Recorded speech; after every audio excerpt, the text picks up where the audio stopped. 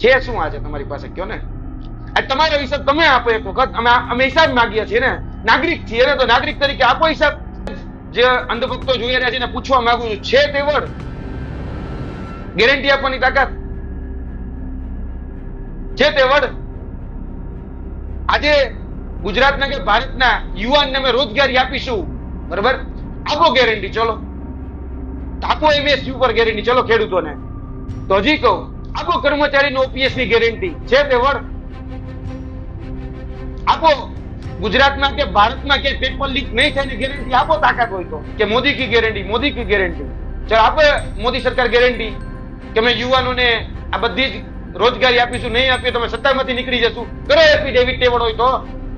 એ લોકોને કે જેને તમે આ બધી જ કામગીરી સોંપી દી અને તમારા જ કાર્યકર્તાઓ છે ને, કરો જેલ ભેગા. આ 24 પેપર લીકેજ થયા છે, કરો ને હિસાબ. એક વ્યક્તિ જેલમાં નથી, એક વ્યક્તિ. અને 400 પાર કરવું હોય તો વિપક્ષને શા માટે તમારે ભેગો લ્યો? ચલો બહુ મજબૂત છો, પોતાની જાતને એવું મજબૂત કયો છો, તો સમજાવો 400 પાર કરીને કરવું શું છે અને શા માટે વિપક્ષ તોડો છો? પણ તમારે નથી રાખવું. તમારે બધાના નામ બદલી નાખવા છે. હમણાં જે કહી શકાય કે સરદાર પટેલ સ્ટેડિયમ હતું એનું તમે નામ બદલી નાખો છો. એનું નામ બદલીને તમારે પોતાના નામે રાખી દેવું છે. કારણ કે પોતાના કશા કઈ કામ નથી, પોતાનો કોઈ ઇતિહાસ નથી, એટલે બીજાનો ઇતિહાસ છે એ તમે બદલી અને પોતાના નામે કરી રહ્યા છો. કારણ કે તમારા ઇતિહાસમાં ક્યાંય નામ લખાણ છે જ નહીં. આજે ઇતિહાસમાં તમે એક જગ્યા દેખાડો કે તમે શું કરી બતાવ્યું, તમે શું કર્યું. ઇતિહાસની વાત છોડો, તમે 10 વર્ષથી ગુજરાતમાં અને 10 વર્ષથી કેન્દ્રમાં અને છેલ્લા 27 વર્ષથી ગુજરાતમાં શાસનમાં છો. એક સરકારી શાળા બતાડો કે તમે બનાવી હોય. એક સરકારી શાળા બતાવો કે જે તમે બનાવી હોય અને એમાં સંપૂર્ણ રીતે અત્યારે જે ડિજિટલ ટેકનોલોજી કહેવાય સંપૂર્ણ સુવિધા એમાં હોય. એક દેખાડો. ચલો તમારા શાસન તો 27 વર્ષથી ગુજરાતમાં છે ને, આપો રિપોર્ટ કાર્ડ. છે તે વડ? છે તે વડ? તો આપો ને. બહુ મોટી મોટી વાત કરી હતી 2 કરોડ રોજગારીની, આપો જોઈએ રિપોર્ટ કાર્ડ. કેટલી 2 કરોડ રોજગારીમાંથી વાર્ષિક રોજગારી કેટલી મળી? ચલો બધી જ હું સ્વીકાર દઉં છું, સરકારી, અર્ધ સરકારી, બિન સરકારી કોઈ પણ ચાલશે. તમે પ્રાઇવેટમાં જો રોજગારી આપી તો અમે સ્વીકારવા તૈયાર છીએ. દેખાડો 2 કરોડ રોજગારી.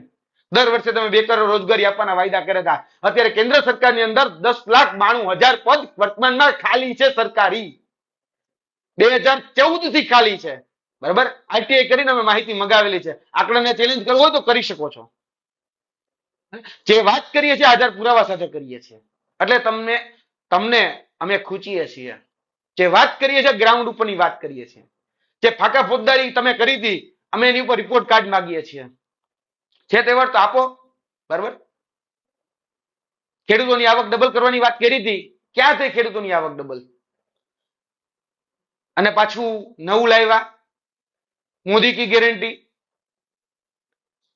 એમ છે ગેરંટી આપવાની તાકાત? બધા જ જે અંધભક્તો જોઈ રહ્યા છે એને પૂછવા માંગુ છું, છે તે વડ ગેરંટી આપવાની તાકાત? આપો એમએસયુ પર ગેરંટી, ચલો ખેડૂતોને. બહુ ગેરંટીની બહુ ફાકા ફોજદારી કરો છો ને, આપો ગેરંટી, ચલો. છે તે વડ? તો હજી કહું, આપો કર્મચારીનો ઓપીએસ ની ગેરંટી, છે તે વડ? આપો ગુજરાતમાં કે ભારતમાં કે પેપર લીક નહીં થાય ગેરંટી આપો, તાકાત હોય તો. છે તે વડ?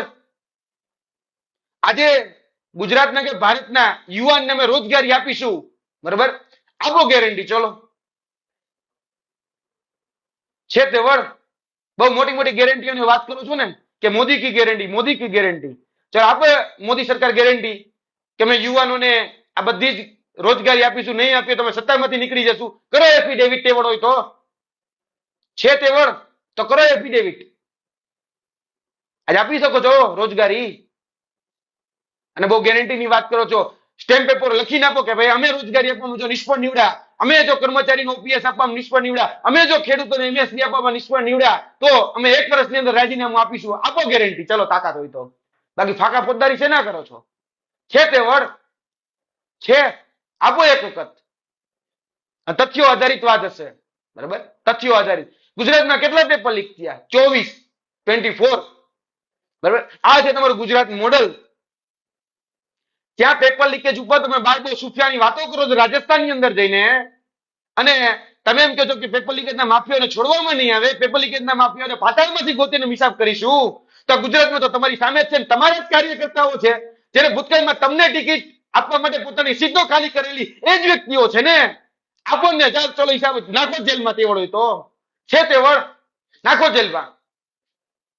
નાખી શકશો જેલમાં એક ભરતી બોર્ડના અધ્યક્ષને, એ લોકોને કે જેને તમે આ બધી જ કામગીરી સોંપી દી અને તમારા જ કાર્યકર્તાઓ છે ને, કરો જેલ ભેગા. આ 24 પેપર લીકેજ થયા છે, કરો ને હિસાબ.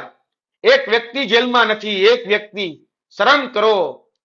અને આ જ ગુજરાત મોડલ, એટલે ગુજરાતમાં અત્યાર સુધીના ખાલી ગુજરાતના પેપર ફૂટતા હતા. હવે ઉત્તર પ્રદેશની અંદર જે પેપર લેવાનું આપણે પોલીસનું ને બધું, તો એમનું પેપર ગુજરાતમાં ફૂટે, અમદાવાદની અંદર.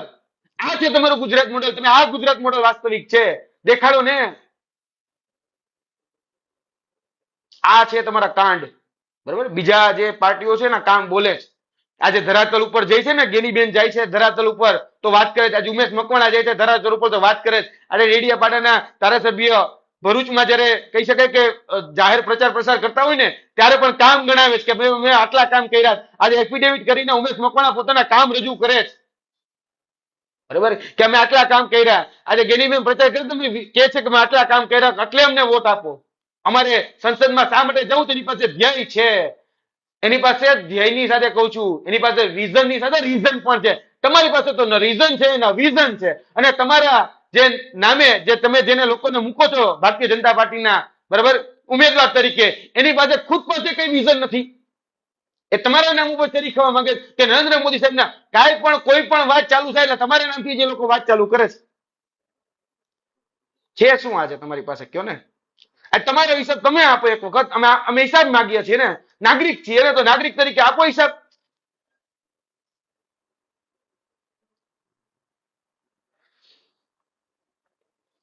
નવો નારો આવ્યો પછી હમણાં અબકી બાર 400 પાર. શું કરશો 400 પાર કરીને? ચલો મને સમજાવો. આ રીતે જેલ ભેગા જ કરશો બધાને 400 પાર કરી અને બંધારણ બદલવું છે ને તમારે? તો શું કરવા માંગો 400 પાર કરીને? સમજાવો જરાક. ચલો, છે કોઈ સમજાવવા વાળું? શું કરવા માંગો 400 પાર કરીને? અને 400 પાર કરવું હોય તો વિપક્ષને શા માટે તમારે ભેગો લ્યો? ચલો, બહુ મજબૂત છો, પોતાની જાતને એવું મજબૂત કયો છો, તો સમજાવો 400 પાર કરીને કરવું શું છે અને શા માટે વિપક્ષ તોડો છો? તમારે જે બંધારણની અંદર, બરાબર, વિસ્તૃત રીતે બંધારણ જેને અભ્યાસ કર્યો છે એને ખબર પડે છે કે એક સુપર મેજોરિટી આંકડો તમારી પાસે આવી જાય એટલે તમે આખું બંધારણ બદલી નાખો. પણ યાદ રાખજો, અમે બંધારણ બદલનારને બદલી નાખશું. બંધારણ બદલવાનો જે વિચાર કરે છે એને બદલી નાખશું. એટલા સક્ષમ છીએ. બંધારણ કોઈ સંજોગોમાં બદલવા નહીં દઈએ. આ લોકશાહીનો પ્રાણ છે બંધારણ. લોકશાહી જેની ઉપર ઉભી છે બંધારણ. અને બંધારણ એ એમને નથી બન્યું. હજારો એવા સ્વતંત્ર સેનાનીઓ જે શહીદ થયા છે એની લોહીથી લખાણો છે. ગાંધી, સરદાર ભગતસિંહ, બાબા સાહેબ આંબેડકર થી લઈને તમામ, બિરસા મુંડા થી લઈને તમામ એવા વ્યક્તિઓ કે જેને પોતાનો જીવ રેડી દીધો આ બંધારણ લેવા માટે, બંધારણ મેળવવા માટે. અને એ બંધારણ માટે આજે બધા જ લોકો લડી રહ્યા છે, બંધારણ બચાવવા માટે લડી રહ્યા છે. આજે બધા જ લોકો જે કહે છે ને કે બંધારણ બચાવવા માટે લડાઈ, કારણ કે તમને આ બંધારણ બદલવામાં રસ છે. કારણ કે તમારા જ નેતા એ બંધારણ બદલવાની વાત કરી ચૂક્યા છે. તમારા જ નેતા. આજે ભલે મીડિયાને કદાચ નથી દેખાડતું, હું મેઇન સ્ટ્રીમ મીડિયાની વાત કરું છું. ડિજિટલ મીડિયા તો હજી એ પાકસાફ રીતે ઘણી બધું જગ્યાએ કવરિંગ કરે છે, એમાં ના જ નથી, બરાબર. એટલે એપ્રિશિએટ કરવા જેવી બાબત છે ને, એપ્રિશિએટ કરીએ જ છીએ કે બધાને મીડિયા ટૂણા નથી મારતા. જે ડિજિટલ મીડિયા જે આજે કામ કરી રહ્યું છે એ ડિજિટલ મીડિયાને અમે વખાણ પર કરીએ છીએ. ખરેખર જે વાસ્તવિક રીતે જે હિન્દી મેઇન સ્ટ્રીમ મીડિયા છે એ નથી બતાડતું. કારણ કે બંધારણ બદલવાની વાત કરનાર એ ભારતીય જનતા પાર્ટીના જ નેતા હતા, બીજા કોઈ નહોતું. આજે આરક્ષણ ખતમ કરવાની વાત કરો છો. આરક્ષણ શા માટે ખતમ કરવું છે? બધી જ જગ્યાએ જે જ્ઞાન સહાયક જેવા પ્રોજેક્ટ એ તમે લાવી રહ્યા છો, એનો મૂળ હેતુ શું છે? મૂળ હેતુ છે કે બધી જ જગ્યાએ જેટલા પણ ફિલ્ડ છે ત્યાં તમારે પ્રાઇવેટીકરણ કરી નાખવું છે. અને આ પ્રાઇવેટીકરણથી તમારે કોઈ પણની એકાઉન્ટેબિલિટી અને કોઈ પણની રિસ્પોન્સિબિલિટી એ તમારે રાખવી જ નથી. આજે જે પેપરો લેવામાં આવે છે એ third party contract through paper લેવામાં આવે છે. આજે એજન્સીઓને કામ સોંપવામાં આવે છે. સીસી હોય, ફોરેસ્ટ હોય, XYZ પરીક્ષાઓ લેવાની હોય, બિન સચિવાલયથી લે બધી જ પરીક્ષાઓ તમે થર્ડ પાર્ટી કોન્ટ્રાક્ટથી આપી. કેમ? કારણ કે જ્યારે પણ પેપર લીક થાય કે જ્યારે પણ ગેરરીતિ થાય, જ્યારે પણ ભ્રષ્ટાચાર થાય ત્યારે તમે સીધું જ એ થર્ડ પાર્ટી ઉપર સોંપી દો. નરી વાસ્તવિકતા છે આ. કારણ કે તમે હંમેશા ઢાક પીછોડો કર્યો છે. તમે હંમેશા ઢાક પીછોડો કર્યો છે. તમે હંમેશા તમારા પોતાના લોકોને છાવર્યા છે અને હજી પણ છાવરો છો. બરોબર, તાકાત હોય તો બધા સામે અને બધી રીતે એક સરખા નિર્ણય અને બધા ઉપર એક સરખી તપાસ કરાવો. અમે જરાય તપાસથી બીતા નથી. બરોબર, જરા પણ નથી બીતા, પણ એક સમાન રહીને તો કરાવો. તમે આજે કેજરીવાલને અંદર નાખો છો, સાબિત શું કરવા માંગો છો?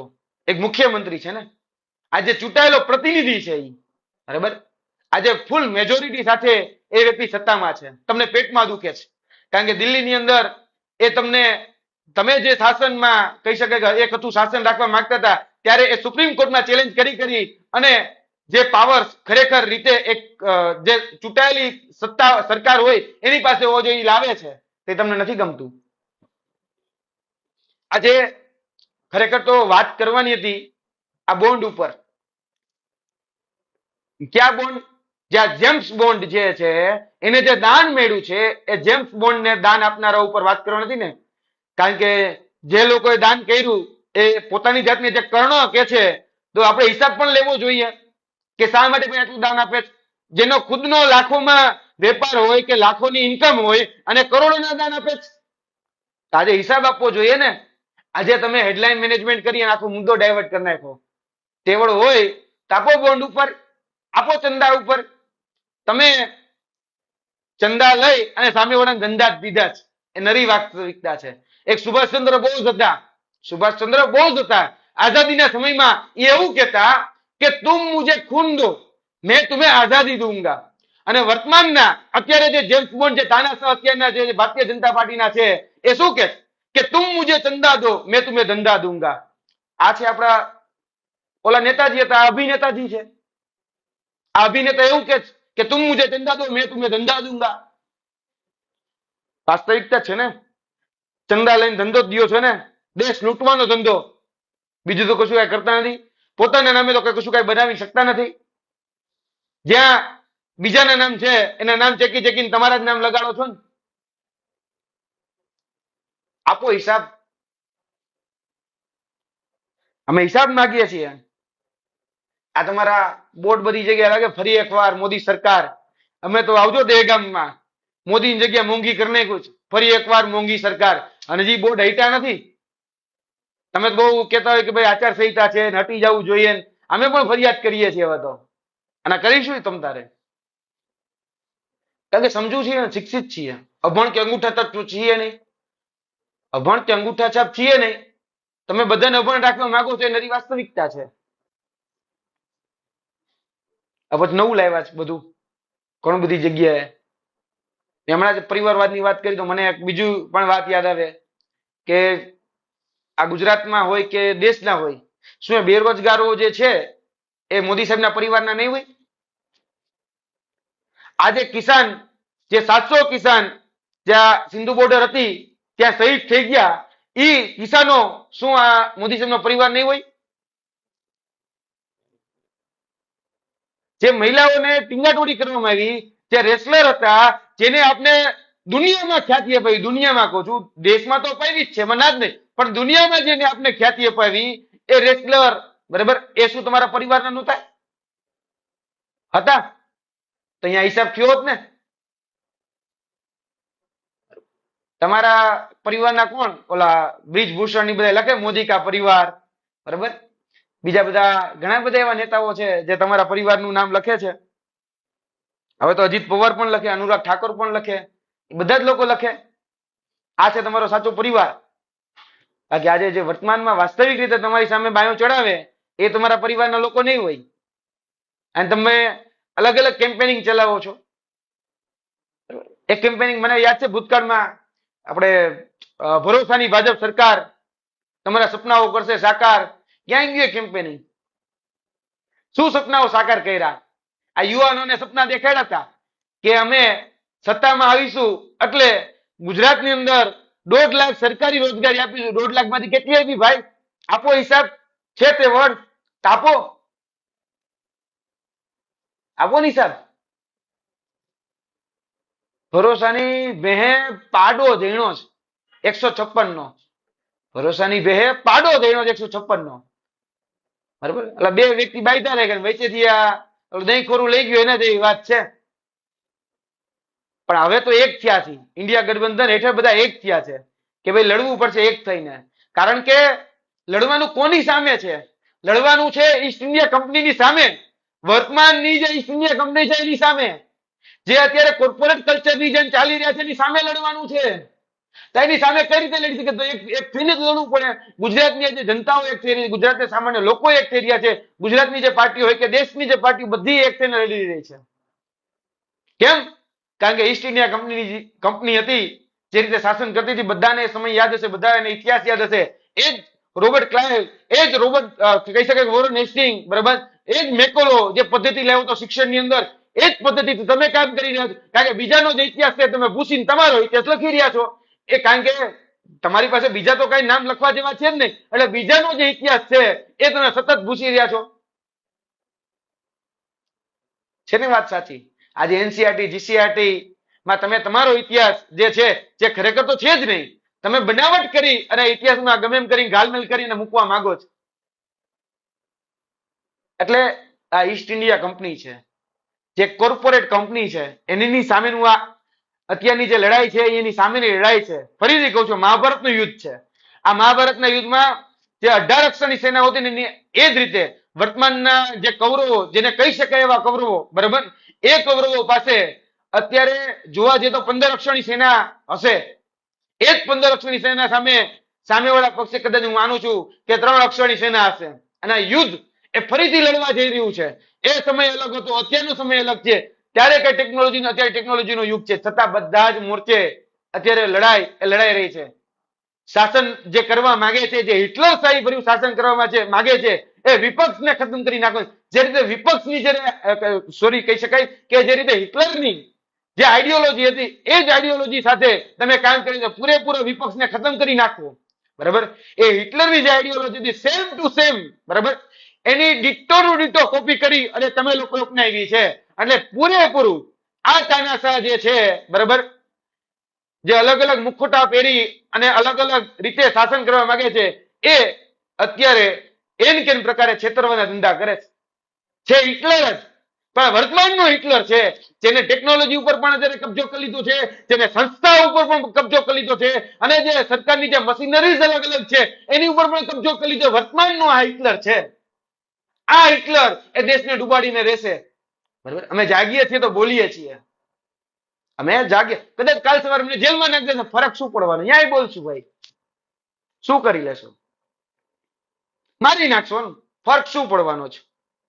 23 વર્ષની ઉંમરે ભગતસિંહ જો એ માચડા ઉપર ચડી જતા હોય તો અમે એવું માનીએ છીએ કે અમે જિંદગી કદાચ જીવી લીધી છે.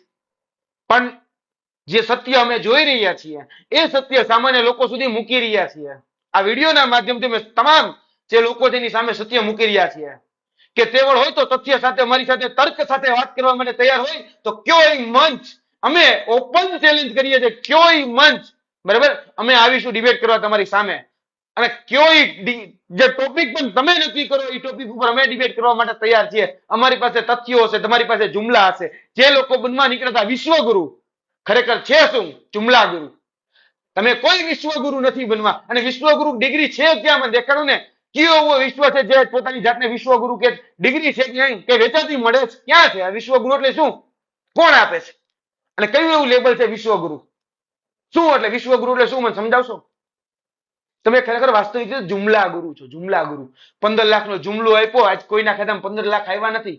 તમે કીધું આવક ડબલ કરીશું, કોઈની આવક ડબલ થઈ નથી, બધા હતા ત્યાં ને ત્યાં જ છે. અને જે નાની મોટી આવક ડબલ થઈ ને એ તમારા પૂંજીપતિ મિત્રો જે હતા એની આવક ડબલ થઈ. કારણ કે તમારે તમારી પોતાની ઈસ્ટ ઇન્ડિયા કંપની જે ચલાવી હતી એટલા માટે બીજા જે પૂંજીપતિઓ મિત્રોની તમે મદદ લીધી એને તમે 2 પાંદડે વધારે કદાચ એને સદ્ધર કર્યા. એ નરી વાસ્તવિકતા છે. તમે જુમલા ગુરુ જ છો, બરાબર. યુવાનોને જુમલો આપ્યો કે પકોડા તળો એ તમારા માટે રોજગાર છે. તમે યુવાનોને જુમલો આપ્યો કે અમને શાસનમાં લાવી દો, અમે તમને દર વર્ષે 2 કરોડ રોજગારી આપીશું. આજે સરકારી પદ જે 2014માં ખાલી હતા, વર્તમાનમાં 2024માં એ સરકારી પદ વર્તમાનમાં પણ ખાલી છે. તમારી તાકાત નથી તમે સરકારી પદને ભરી શકો.